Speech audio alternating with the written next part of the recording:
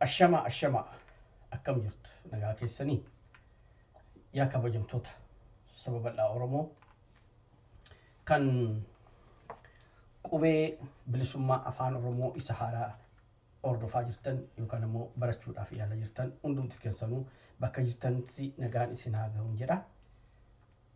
Ana beektu kanan duras yeroo baay'eedhaaf bara 2006 irraa jalqabee hanga ammaatitti imana beektu imana argitu anuma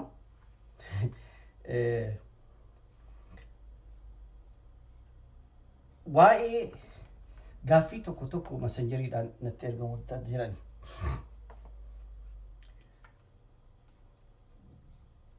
waa'ee saba maal beektaa waa'ee afaanii maal beektaa gara biraatiin immoo kan gaaffii irra darbeetu offensive gaaffiiwwan offensive kan ta'an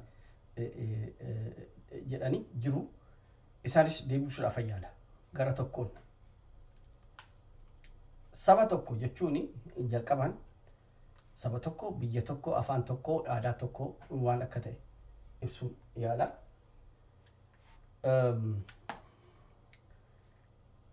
Jalqabaan biyyi tokko sabni tokko jiraachuu qaba. Sabni tokko yoo jiraate biyyi tokko jiraachuu danda'a. Biyyi tokko yoo jiraate sabni biyya sana keessa jiru afaan isaa aadaa isaa qabaachuu danda'a. Waan arfan kana biyya saba aadaa fi seenaa afaan kuni arfan bakka jiraachuu qaban. Haa ta'u malee kuni gaaffii tokkoffaa haa jennu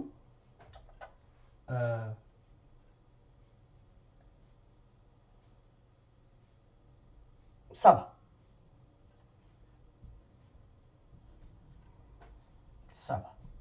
yookaan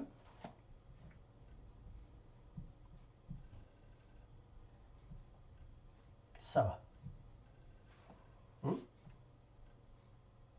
saba lammaffaan biyya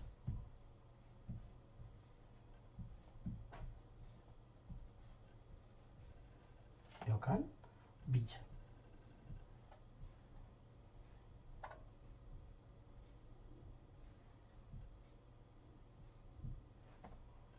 sadaffaan afaan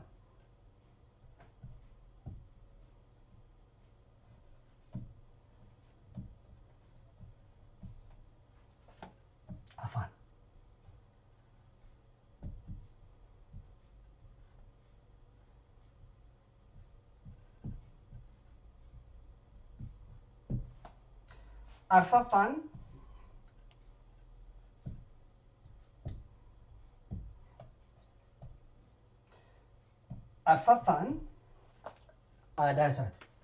Aadaa saba sanaati.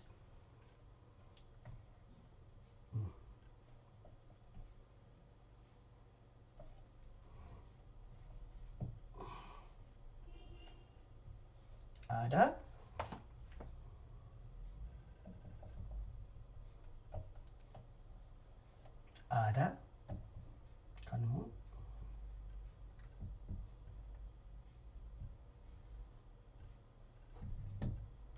aadaa arfan kun guutamuu qaban. Saba tokko biyya tokko saba tokko sabummaa isaa agarsiisuudhaaf kun hundumtuu kun arfan jiraachuu qaban.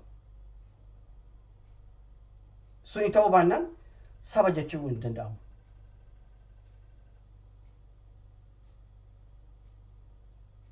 Saba biyya tokko jechuu hin danda'amu yoo addaan baasuu barbaanne. Oromiyaa yoo jennu saba maaltu jiraata yoo jedhame Oromoodha. Achirraa kan hafe akka shanaffaatitti fudhachuun barbaachisaa kan ta'e immoo yoo jiraate sanyii saba sana yookaan maal jedhama beheer jedhanii isaan beheer yookaan immoo sanyiidha afaan Oromootiin sanyii ta'uu qaba. Sanyii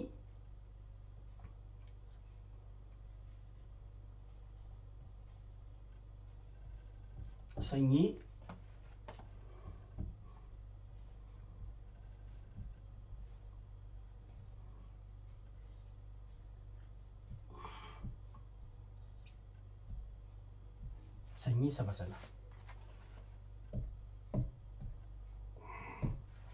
Shanan kan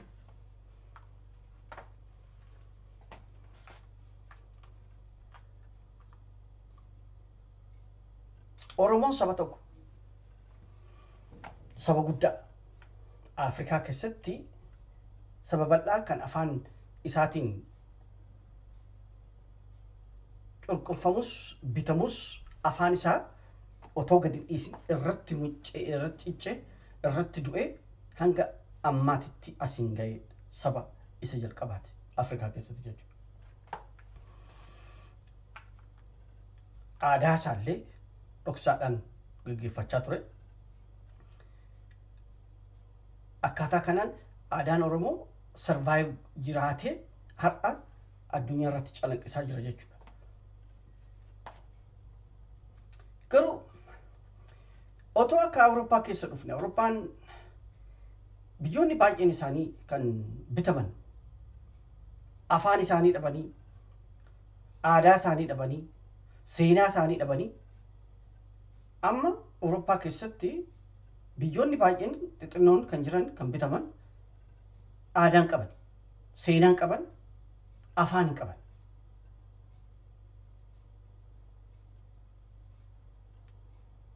Kuni nurratti ga'uudhaaf deemaa ture.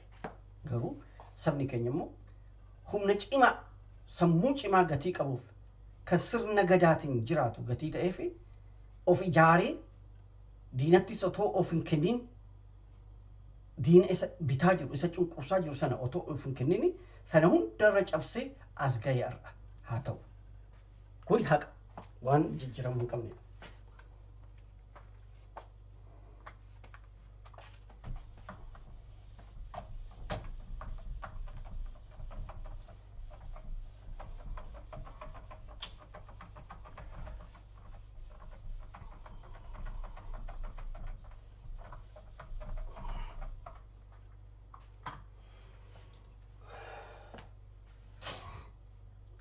Ardii Oromoo yoo jennu bakka sabni keenya jiraatudha.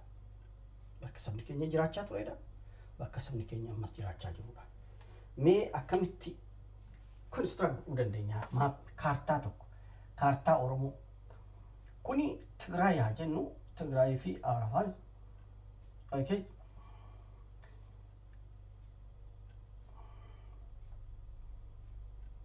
Ayen. Akkasumatti dhufnu asis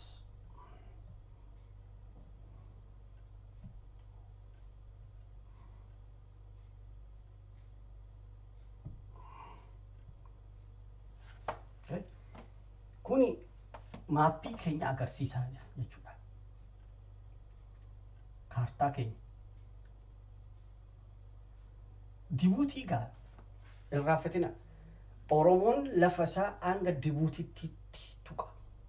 Yaani dhuftee murtus Oromoon lafa ishee Dibuutii wajjin Keeniyaa Sumaalee wajjin qabdi. Kuni Dibuutiidha haa jennu jirraa Sumaalee.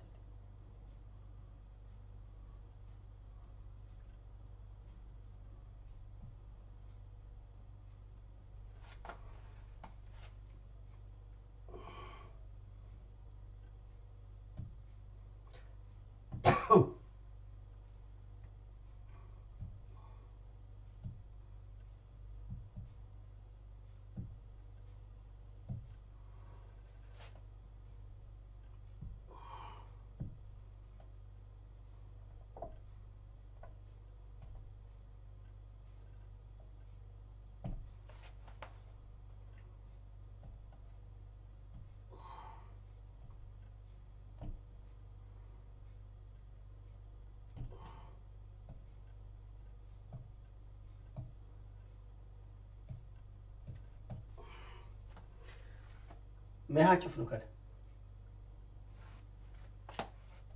Asirratti just exaggerate ta'e malee kuni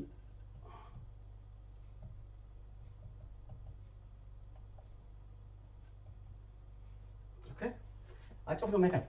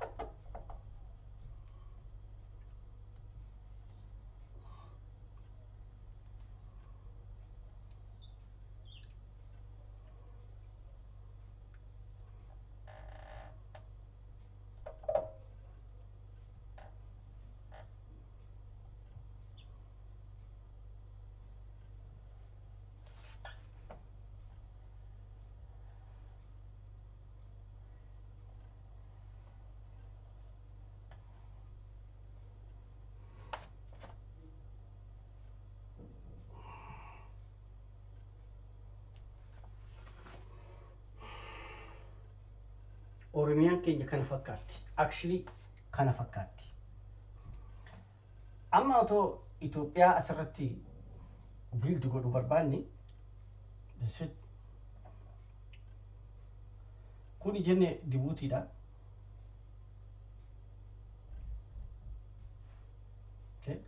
Djibuutiin Somaalee wajjin akkasitti deemti. Jirras akkanatti hangas Keeniyaatitti dhufti. Keeniyaan asirra jalqabdee hanga asitti dhufan jechuudha. Kuni Suudaan, Ugandaan garanatti anti kuni asirra kaaseetu Suudaanii maaliif kuni lafti kuni akkasitti deemti.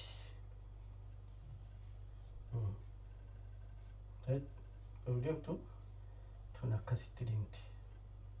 Jenne deemtu Itoophiyaa kan jedhamtu sana ijaaruuf nu deemnu jechuudha. Kanuuf Itoophiyaan kan jedhamtu suni biyyattii xinnoo takka kan haftu jechuudha. Tuni Oromiyaadha. Argitanii?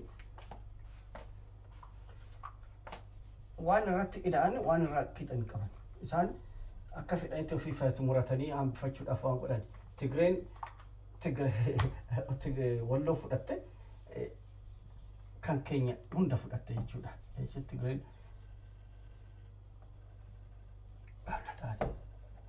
Amaarri immoo amma fudhachaa jira kan hafayyuu qofumaayyuu Oromoon lafa malee hafaa jirti.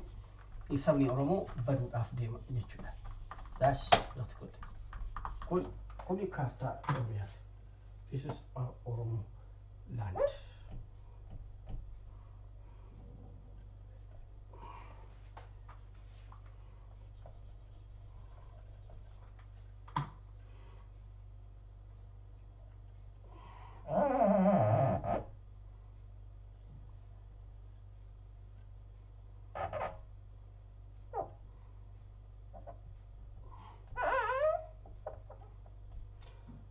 Kun warra Gumuziidha.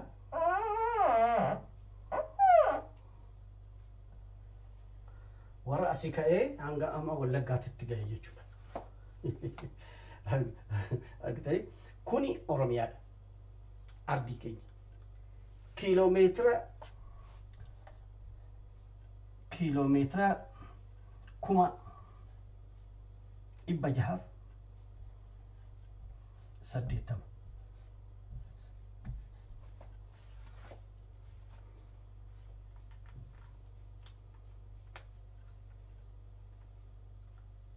Yoo Itoophiyaan miliyoona 1,100 meeqa hojjenne 680 yoo irraa murru meeqatu hafa?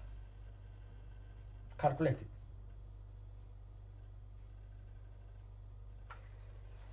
Kana seenaan Oromoo kana fakkaatti. Gara afaaniitis yoo deemne afaan keenya afaan hunda caalaa afaan jiran hunda jalqaban kan dhalate yoo ta'u eega sabni keenya dhalate booddee wanti afaan saba keenya wajjin waan dhalateedha. Saba keenya booddee otoo hin ta'in sabuma keenya wajjin dhalateedha. Sabni keenya yoo dhalatu ijoolleen keenya yoo dhalatan afaan sana haasawaa guddachaa dhufanii as ga'an jechuudha. Amma inni biroo kan rakkisu gaaffii qabaaf namootuma afaan baasanii kan ODM irratti namichi tokko kan baay'ee namiidhuudhaaf namiidhu yaale natti fakkaata kan waa baay'ee jedhe nama wallaalaa nama sartifikeetii illee hin qabne naan jedhe sartifikeetii illee hin qabne dhaabbannume namoonni addunyaa kanarratti kan sabni biyyoonni baay'een itti fayyadaman qubee kana miti.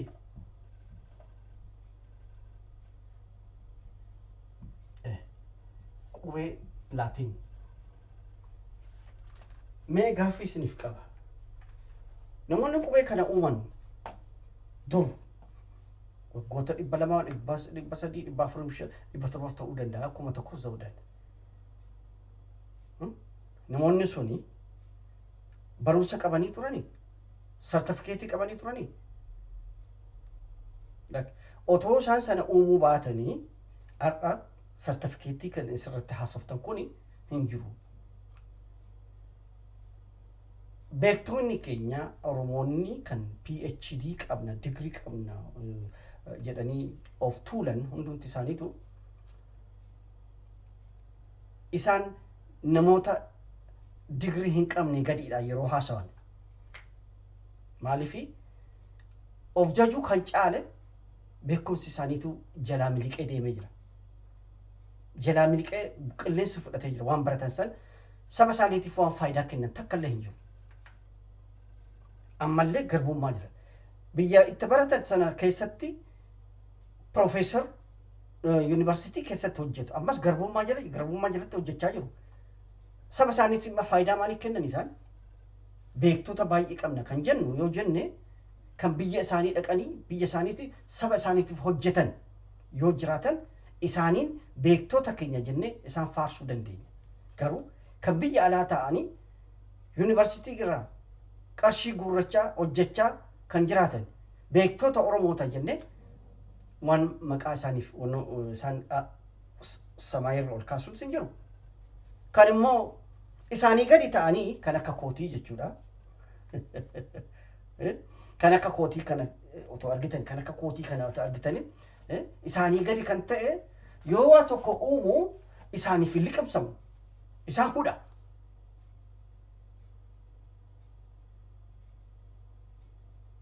Ani jibbaa isaan irraa qabu. Garuu dogoggora yaadaa qabu. Sabni keenya bakka hundumti keenya walitti dhufne waan argame, waan uumame, waan kalaqame sana hunduma kan geeddarree akka guddatu godhuudhaaf yaaluu kan qabudha malee kan uumame sana maaliif uumame namni sun kan uume suni wallaalaadha, namni sun kan uume suni barumsa hin qabu, education hin qabu, kana maaltu jechisiise? Maaltu fidame? Maaltu walitti fida sana hunda? Walin madaalu waan haasoftan sana walin madaalu. Kuni gaaffiin kun deebiin kuni maybe Obbo Ahmed jedhama isaaf maybe ta'uu fi danda'a. Maybe ati PhD qabda ta'a.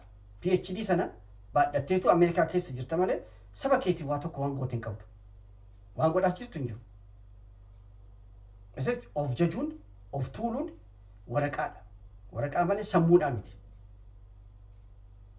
Kanaafu yoo kana gara fuulduraatitti of tuuluu barbaadan, of jajuu barbaadan gara biraatitti deema. Ana wajjin nuuf isin walin madaalu.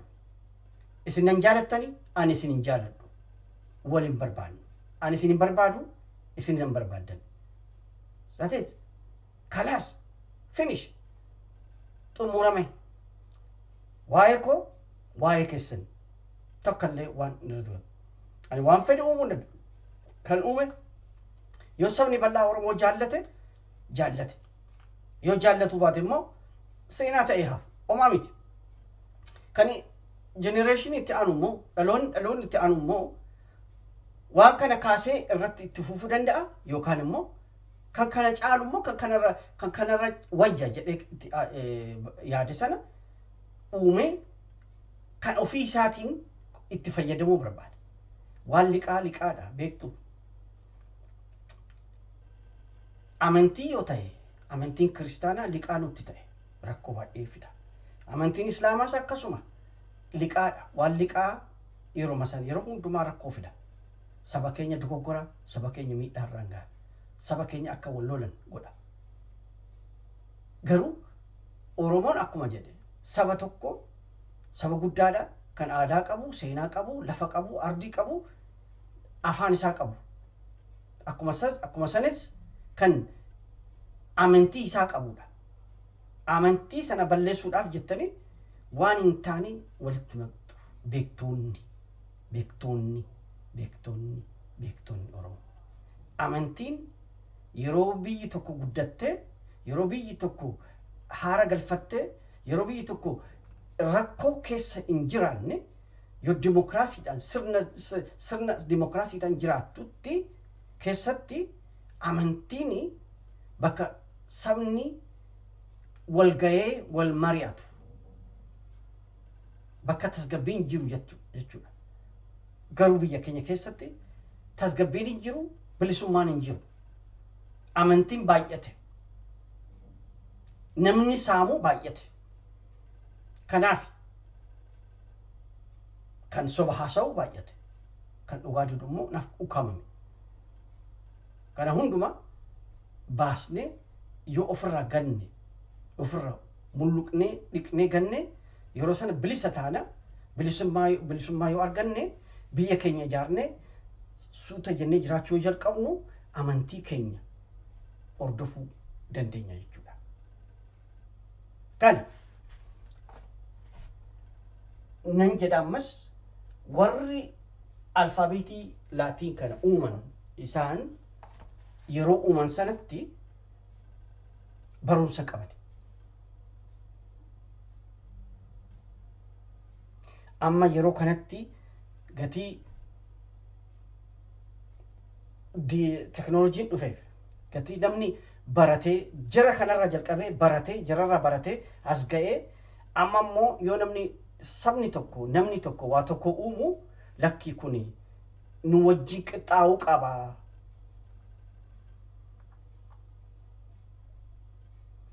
Ameerikaa keessa kan jiru wajjin qixxaa'uu qaba. Kan Ingilaandi keessa jiru wajjin qixxaa'uu qaba malee Afrikaa keessa Oromiyaa keessa taa'ee yookaan immoo Oromiyaa keessaa dhufee otoo waa tokko hin baratin waa tokko uumuu hin danda'u jechuun wallaalummaadha.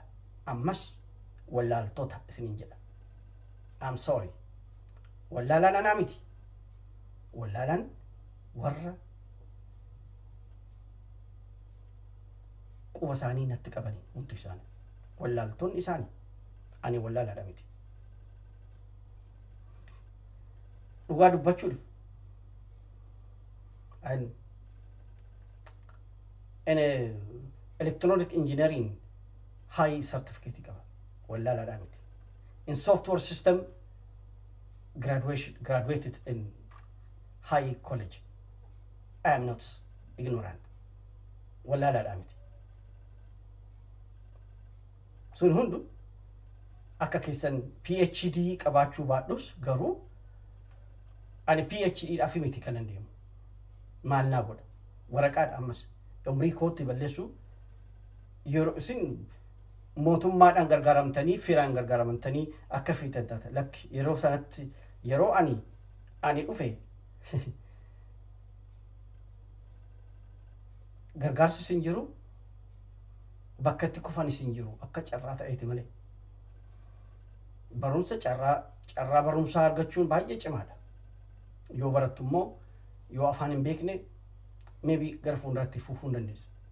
Maaliifan xumuruu danda'e? Waggaa 3 irratti dhaabe electronic engineering hammeenya jireenyaati. An firan qabu namni na gargaaru qabu. Mootummaan biyya sanaa bakka ani dhaqe sana waggaa tokko qofaan kan gargaaru. Sanaachitti hojjettee waan taane hojjettee barachuudha.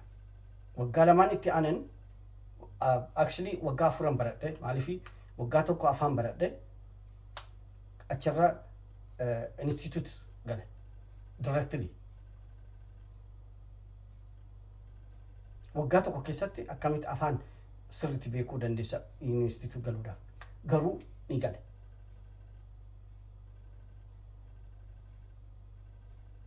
Eegasii waggaa 3 guutuu itti fufee digriidhaaf otoo falmachaa jiru garuu ammeenyi jireenyaa akka dhaabu na godhe. Hin banne exaamin dhumaa isa waggaa 3ffaa darbe high certificate yeroo sanatti diploomaan ta'uu danda'a. Ammas akkas the same biyya Awurooppaa keessatti that very high certificate electronic engineering certificate.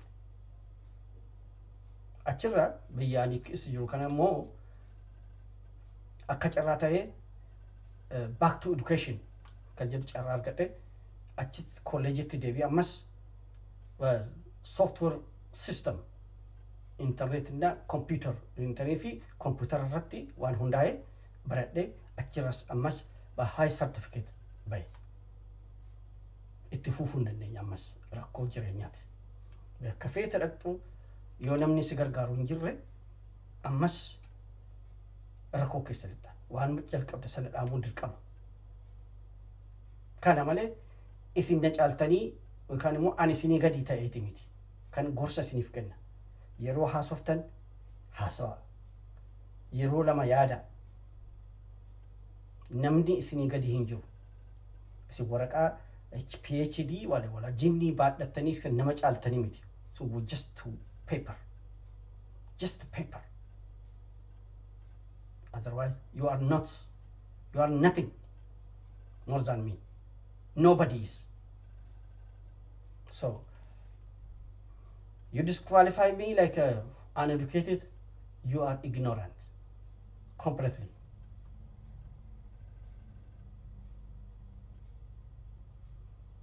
I have no love for you. I know you don't have me. You don't have for me. I don't have love for you. My heart is blocked for you. I can't tell you I hate you because you already hated yourself. Salamat.